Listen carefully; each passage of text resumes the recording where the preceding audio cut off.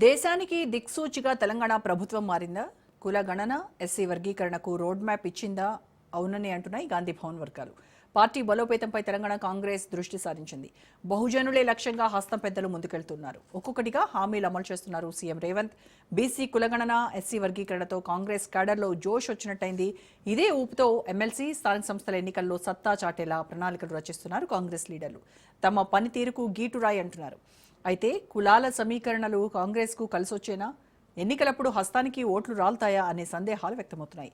కులాల రగడతో భవిష్యత్తులో ఎలా ఉంటుందోనని మరికొందరు మదనపడుతున్నారు. తాజా సమాచారం మా ప్రతినిధి రాజు లైవ్లో అందిస్తారు. రాజు, పార్టీ బలోపేతంపై కాంగ్రెస్ ప్రభుత్వం స్పెషల్ ఫోకస్ పెట్టింది. దీనిలో భాగంగానే హామీల అమలుపై కూడా దృష్టి సారించినట్టుగా మనకున్నటువంటి సమాచారం. ఒక్కొక్కటిగా హామీలు అమలు చేయడానికి అడుగులు పడుతున్నట్టుగా, అలాగే హామీల విషయంలో చాలా సీరియస్గా వర్క్ చేయమని కూడా ఇప్పటికే నేతలందరికీ కూడా అధిష్టానం నుంచి ఆర్డర్స్ వెళ్ళినట్టుగా తెలుస్తోంది. అలాగే బీసీ కులగణన, ఎస్సీ వర్గీకరణ ఇది అసెంబ్లీ ఆమోదించడంతో ఈ రెండింటిని పార్టీలో అలాగే కార్యకర్తల్లో ఫుల్ జోష్ మీద ఉన్నటువంటి పరిస్థితి. మరి ఇదే జోష్ రానున్నటువంటి ఎమ్మెల్సీ ఎన్నికలు అలాగే స్థానిక సంస్థల ఎన్నికల్లో ఓట్లు రాల్తాయి అని అనుకుంటున్నారా? వాళ్ళ కాన్ఫిడెన్స్ ఎలా ఉంది? ఎస్ రోజా, ముఖ్యంగా కాంగ్రెస్ పార్టీ ఇప్పటికైతే ఇచ్చిన ఏవైతే హామీలు ఉన్నాయో హామీలు ఒక్కొక్కటిగా కూడా అమలు చేస్తున్నామని చెప్పి కూడా ఇటు ముఖ్యమంత్రి రేవంత్ రెడ్డి, అదేవిధంగా ఇటు మంత్రులు, అదేవిధంగా పీసీసీ చీఫ్ అధ్యక్షుడు, అదేవిధంగా పార్టీ నేతలు ఒక్కొక్కరుగా కూడా అవే ప్రకటన చేస్తున్నట్టుగా కూడా మనకు తెలుస్తూ ఉంది. ఎందుకంటే మనం చూసాము నిన్న అసెంబ్లీలో కూడా ఇప్పటికే ఏదైతే కుల గణన విజయవంతంగా పూర్తి చేశామని చెప్పి ఇటు పార్టీ నేతలు, ప్రభుత్వ పెద్దలు కూడా చెప్పుకుంటున్న పరిస్థితి కనిపిస్తూ ఉంది. ఎందుకంటే దేశంలో కూడా ఎక్కడా లేని విధంగా స్వతంత్రం వచ్చిన తర్వాత ఈ 75 సంవత్సరాల్లో కూడా ఏ రాష్ట్రం కూడా ఇట్లాంటి ఏదైతే కుల గణన చేయలేదని చెప్పి కూడా పార్టీ నేతలు చెప్తున్న పరిస్థితి కనిపిస్తూ ఉంది. దీనికి తోడు ఇచ్చిన హామీలు కూడా ఏవైతే ఉన్నాయో హామీలు కూడా ఒక్కొక్కటిగా కూడా అమలు చేస్తూ వస్తూ ఉన్నామని చెప్పి కూడా చెప్తున్నారు. ఆర్థిక పరిస్థితి, రాష్ట్ర ఆర్థిక పరిస్థితి బాగా లేకపోయినా కూడా రాష్ట్ర ఆర్థిక పరిస్థితిని గాడిలో పెట్టుకుంటూ ఇవన్నీ చక్కదిద్దుకుంటూ కూడా ఇచ్చిన హామీలు ఒక్కొక్కటిగా కూడా అమలు చేస్తూ ఉన్నాము అని చెప్పి కూడా పార్టీ నేతలు, అదేవిధంగా ప్రభుత్వ పెద్దలు చెప్తున్న పరిస్థితి కనిపిస్తూ ఉంది. సో అదేవిధంగా పార్టీలో ఏవైతే పరిస్థితులు ఉన్నాయో పార్టీని గ్రామ స్థాయిలోకి, అదేవిధంగా ఇంకా క్షేత్రస్థాయిలో మరింత బలోపేతం చేసేందుకు ఇటు ముఖ్యమంత్రి రేవంత్ రెడ్డి, అదేవిధంగా పీసీసీ చీఫ్ అధ్యక్షుడు వీళ్ళిద్దరూ కూడా నిర్ణయించుకున్నట్టుగా కూడా తెలుస్తూ ఉంది. ఎందుకంటే ఇప్పటికే పార్టీల్లో కొద్దిగా గ్యాప్ వచ్చింది ఎమ్మెల్యేలకు, అదేవిధంగా మంత్రులకు అని చెప్పి కూడా కొన్ని రోజులుగా వార్తలు వస్తూ ఉన్నాయి. మరొక వైపు కొంతమంది ఎమ్మెల్యేలు ప్రత్యేకంగా భేటీ కూడా అయ్యారని చెప్పి తెలుస్తూ ఉంది. వీటన్నిటిని కూడా చక్కదిద్దేందుకు పార్టీ పెద్దలు ఇప్పటికే దీనికి సంబంధించి ఒక ప్లాన్ ఆఫ్ యాక్షన్ కూడా రూపొందించుకున్నట్టుగా కూడా తెలుస్తూ ఉంది. ముఖ్యంగా పార్టీలో ఉన్నటువంటి పరిస్థితులన్నీ కూడా చక్కదిద్దాలి. వీటితో పాటు స్థానిక సంస్థల ఎన్నికలు కూడా రాబోతూ ఉన్నాయి. ఇప్పటికే ఎమ్మెల్సీ ఎన్నికలకు సంబంధించి ఇటు షెడ్యూల్ విడుదలైంది, ఇప్పటికే నోటిఫికేషన్ కూడా 3వ తేదీన విడుదలైంది.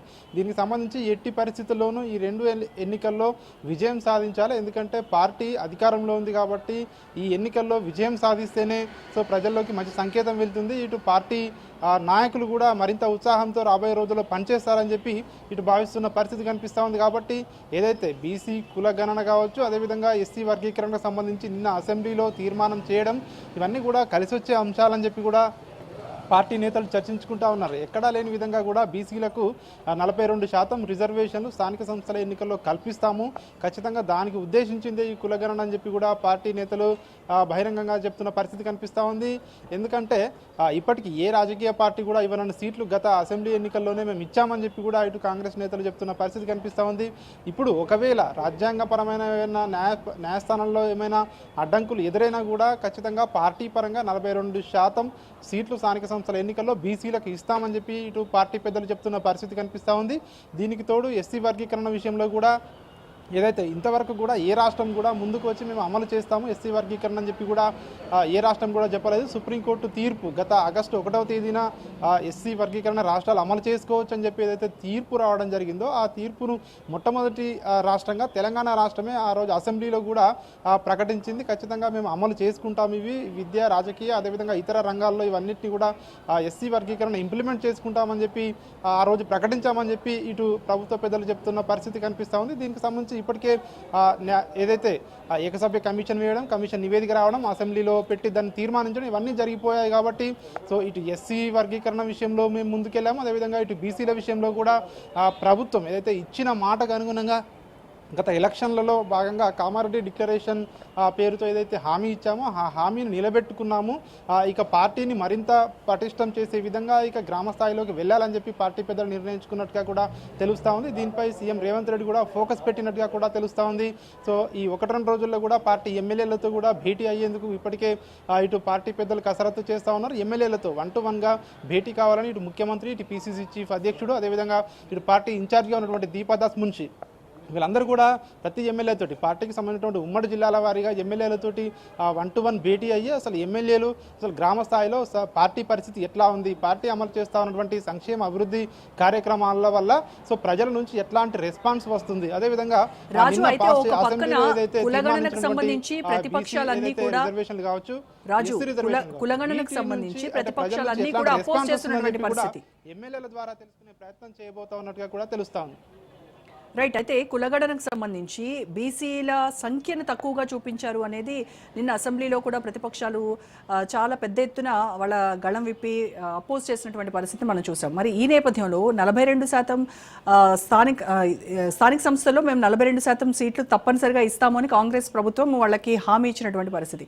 మీరంతా రెడీగా ఉన్నారని కూడా సవాల్ విసిరారు మిగతా పార్టీలకు. సో మరి బీసీలు ఎవరి వైపు ఉంటారు, ఎవరిని నమ్ముతారంటారు?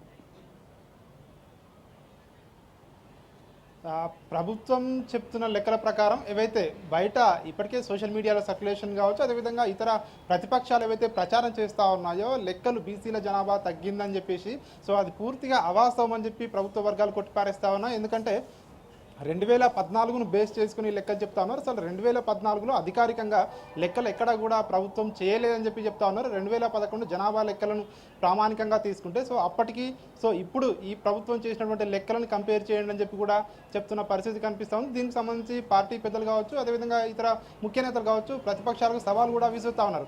2014 ఏదైతే గత బీఆర్ఎస్ సర్కార్ సమగ్ర కుటుంబ సర్వే ఏదైతే చేయడం జరిగిందో సో ఆ లెక్కలు ప్రామాణికంగా తీసుకొని చెప్తా ఉన్నారు. కానీ దానికి ఎట్లాంటి శాంటిటీ లేదు అని చెప్పి ఇటు ప్రభుత్వ పెద్దలు చెప్తా ఉన్నారు. దాన్ని అధికారికంగా కూడా గత ప్రభుత్వం ఎక్కడ ప్రకటించలేదు, అది కూడా సో ప్రభుత్వం ఎక్కడ దాన్ని డిస్ప్లే చేయలేదు. సో అట్లాంటప్పుడు దాన్ని ఏ విధంగా ప్రామాణికంగా తీసుకుంటారని చెప్పి కూడా ఇటు బీఆర్ఎస్ పార్టీని అదేవిధంగా ఇతర ప్రతిపక్షాలను కాంగ్రెస్ పార్టీ నాయకులు విమర్శిస్తున్న పరిస్థితి కనిపిస్తూ ఉంది. ఎందుకంటే 2014 అనేది కేవలం వాళ్ళు సొంత కుటుంబం వాళ్ళే సో డాటా రాష్ట్ర ప్రజల డాటా తీసుకుని వాళ్ళు కేవలం రాజకీయాల కోసం వాళ్ళ కుటుంబ లబ్ధి కోసమే దాన్ని వాడుకున్నారు తప్ప సో ప్రజలకు మేలు చేద్దామనే ఉద్దేశం ఎక్కడా లేదు సో అని చెప్పి కూడా కాంగ్రెస్ పార్టీ నేతలు విమర్శిస్తాను. 2011 జనాభా లెక్కలను పోల్చుకుంటే ఇప్పటి లెక్కలు పోల్చుకుంటే సో బీసీ జనాభా కానీ ఎస్టీ జనాభా కానీ ఖచ్చితంగా పెరిగింది అని చెప్పి కూడా ఇటు కాంగ్రెస్ నేతలు చెప్తున్న పరిస్థితి కనిపిస్తూ ఉంది.